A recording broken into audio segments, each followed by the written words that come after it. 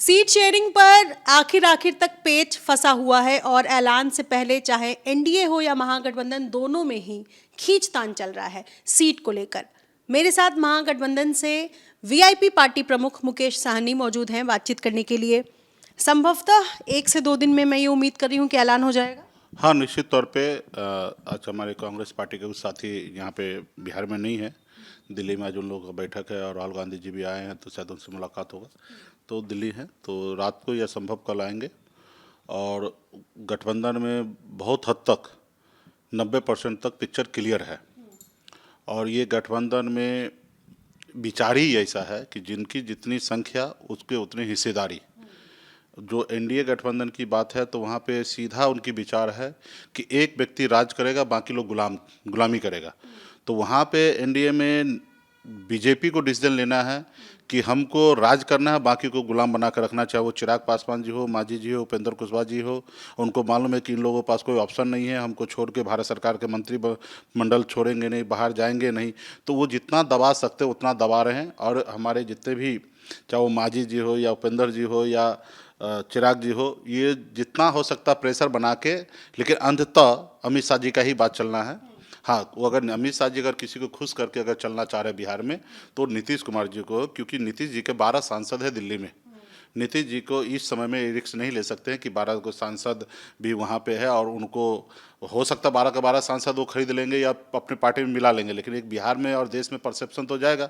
और नीतीश जी अगर इस गठबंधन से निकल जाते हैं, और उनको खोने के लिए भी कुछ नहीं है, नीतीश जी को ये उम्र पे उनको खोने के लिए कुछ नहीं है, तो नीतीश जी को संतुष्ट करेंगे और उनके हिसाब से चलेंगे। क्योंकि वो वहाँ पे भी इनको पता है कि जो अभी नीतीश जी के पार्टी को लेफ्ट राइट में जो संभाल रहे हैं वो बीजेपी के ही लोग हैं। तो सिर्फ नाम के लिए जेडीयू है, बाकी उसके अंदर में जितने भी चीज़ें हैं वो सब बीजेपी के इशारे पे सब क्लियर हो रहा है।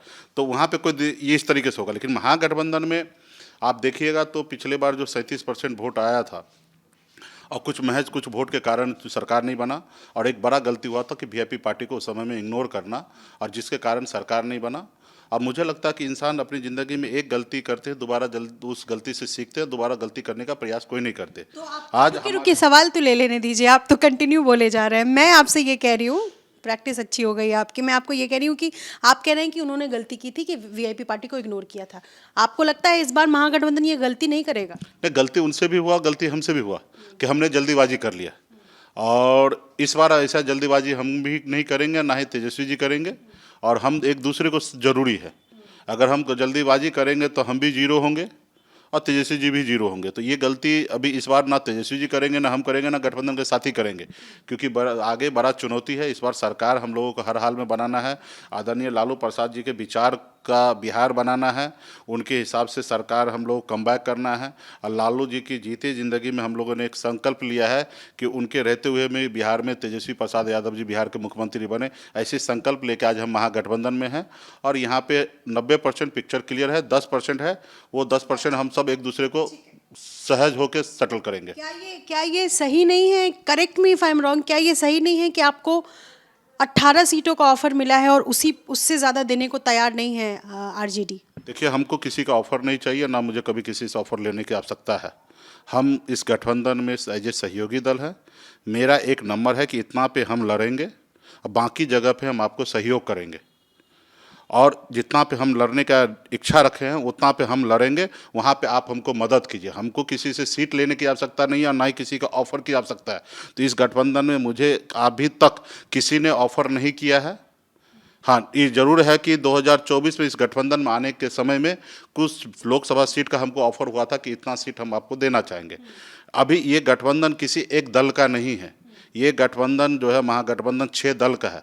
इस गठबंधन का मालिक कोई एक पार्टी नहीं है। इस गठबंधन का मालिक जो है 6 दल है। और ये कोई किसी के ऊपर हुक्म इस गठबंधन में नहीं चला सकता, चाहे वो मैं हूँ या बड़े से बड़े दल हो या सबसे छोटे से छोटे दल क्यों ना हो, वो किसी के ऊपर हुकूमत नहीं चला सकते। ये हमारा मानना है। तो ऐसे जगह पे हमने एक नंबर डिसाइड किया है। हमने इससे पहले बड़ा नंबर डिसाइड हमने किया था, 60 सीट का हमने डिसाइड किया था।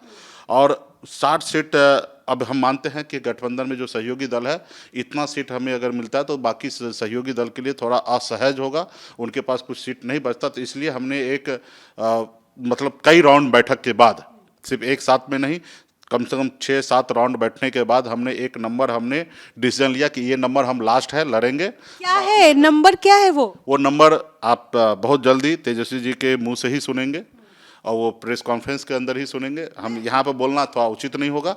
जब हमारी चीज़ें लॉक हो गई है तो हमको यहाँ पे बोलने की आवश्यकता नहीं, क्योंकि आप अगर देते हैं, बोलिए उस सम नंबर पे समर्थन देते हैं तो फिर मैं आपके सामने बात रखूँ। समर्थन तो देना काम है तेजस्वी जी को, दीपांकर जी को या कांग्रेस के साथी को देना है। तो हमको किसी से, तो हमने कहा ना सीट नहीं चाहिए, हमने एक नंबर डिसाइड किया, उस नंबर पे हमको लड़ना है।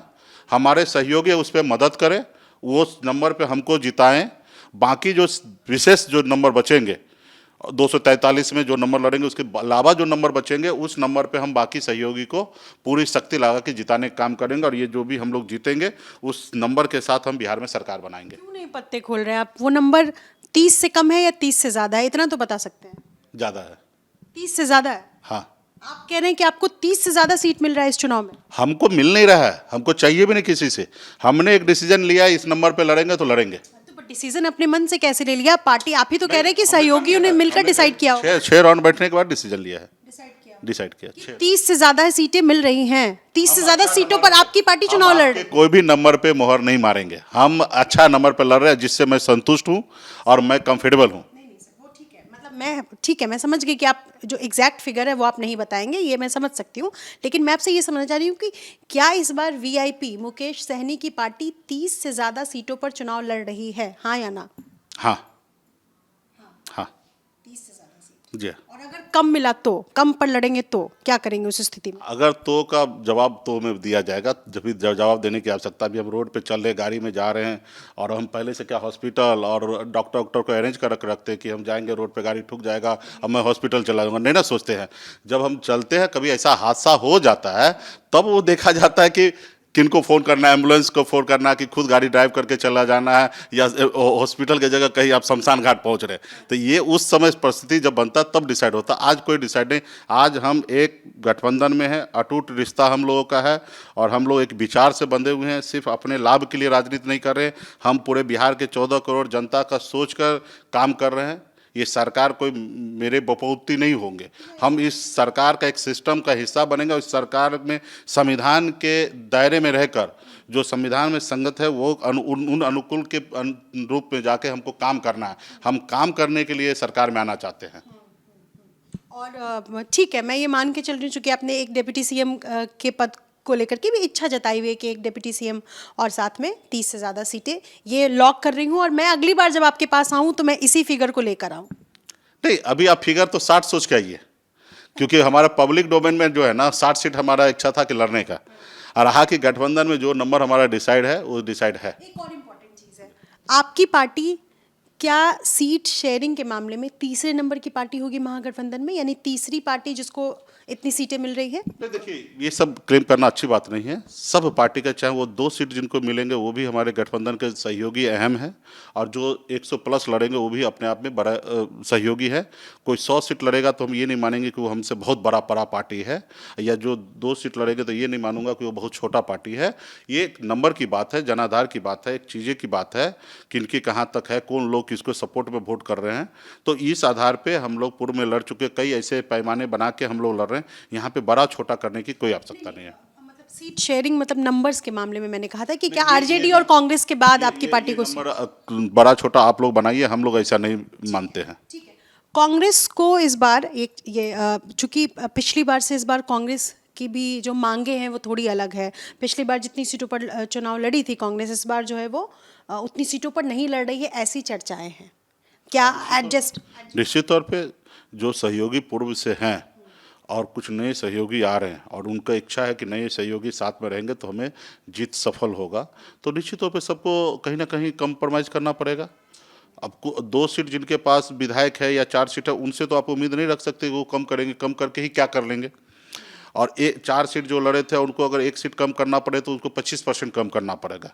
तो ऐसे जगह पे छोटे जो जिनके पास नंबर है वहाँ पे बहुत ज़्यादा उम्मीद नहीं हम लोग करते हैं कि कम करें, लेकिन जिनके पास बड़ा संख्या है, नंबर है, वो कम करेंगे। 70 सीटों पर पिछली बार कांग्रेस रेडी थी मुकेश जी, आपको पता है? 70 सीट में से अब वो भी ज़बरदस्ती कांग्रेस से कोई कम नहीं करा सकता है। कांग्रेस पार्टी को स्वेच्छा से कम करना है, एज ए गठबंधन को ध्यान में रखते हुए कि सभी अलायंस पार्टनर खुश रहे, सब लोग आगे बढ़े, तो उसी अनुपात में उनको कम करना है, उसी अनुपात में तेजस्वी जी को कम करना है। ठीक है, बहुत शुक्रिया हमसे बातचीत करने के लिए। और जाते जाते ये भी कह दीजिए कि आपका जो महागठबंधन है वो इस बार चुनाव लड़ेगा किस तरीके से, क्या अलग सिनेरियो रहेगा, क्या मुद्दे रहेंगे? जाहिर सी बात है, जैसे जैसे आप लोग अपील करते हैं कि हम चुनाव सरकार बनाएं। नहीं, मुद्दा तो आप देखिएगा तो पिछले इस समय का बेसब्री से मैं इंतजार कर रहा था। जब से भाजपा ने हमारे विधायक को खरीदा, हमको सरकार से बाहर के रोड पे डाल दिया, तो इस समय का हम और हमारे लाखों कार्यकर्ता बेसब्री से इंतजार कर रहे थे। जैसे दशरथ माँ जी ने कहा था, जब तक पहाड़ को तोड़ेंगे नहीं तब तक छोड़ेंगे नहीं, वही संकल्प के साथ है कि भाजपा को बिहार से जब तक ख़त्म नहीं करेंगे तब तक हम लोग चैन से बैठने वाले नहीं हैं। रहा कि बिहार में निश्चित तौर पर हम लोग युवा हैं, तेजस्वी जी युवा हैं, और हम दूसरे प्रदेश में जाके काम करके देख चुके कि अपने घर से अपने परिवार के लोग जब दूसरे प्रदेश में जाते हैं, काम करते, बहुत तरह के कठिनाई का सामना करना पड़ता है। तो हम लोग को लंबा समय इस राज्य में 35 साल काम करना है। तो ऐसे समय में हम चाहेंगे कि राज्य का तरक्की हो, राज्य के युवा को राज्य में रोजगार मिले, दोनों हाथ को काम मिले, यहाँ पे सभी लोग आपस में एक दूसरे के साथ रहे, भाईचारा बना के रखे, सामाजिक न्याय को मजबूती से के साथ रहने, किसी जाति धर्म के विशेष को टिप्पणी नहीं करना, उनको दुख नहीं पहुँचाना, और उसके साथ साथ रोजगार का व्यवस्था करना है। और हर तरह से बिहार कैसे टॉप 10 राज्य में कैसे बिहार पहुँचे, उसके लिए प्रयास करना है। और इसके लिए सिर्फ मुझे गठबंधन के नेता नहीं, सीएम नहीं, डिप्टी सीएम नहीं, पूरा राज्य के जनता को भी सहयोग करना पड़ेगा। हाँ, जिनके ऊपर ताज होगा उनकी ज़्यादा जवाबदेही होगा, वो अच्छे बेहतर से बेहतर पॉलिसी बनाएंगे। और जैसे गरीबी से कैसे नियाज दिलाने के लिए माता बहन को मान सम्मान योजना के तहत 2,500 रुपये देंगे, तो ये सब हम लोग योजना चलाएंगे। बहुत शुक्रिया हमसे बातचीत करने के लिए। तो कैमरे पर एबीपी न्यूज़ पर दावा कर रहे हैं मुकेश सहनी कि 30 से ज़्यादा सीटों पर चुनाव लड़ रहे हैं और साथ में डिप्टी सीएम का पद, जिसकी वो शुरुआत से मांग कर रहे हैं, और महागठबंधन के साथ रहेंगे। इस बार ये रिश्ता अटूट है, कुछ यूँ दावा मुकेश सहनी का। अपने सहयोगी शैलेश सिंह के साथ निधिश्री, एबीपी न्यूज़ पटना।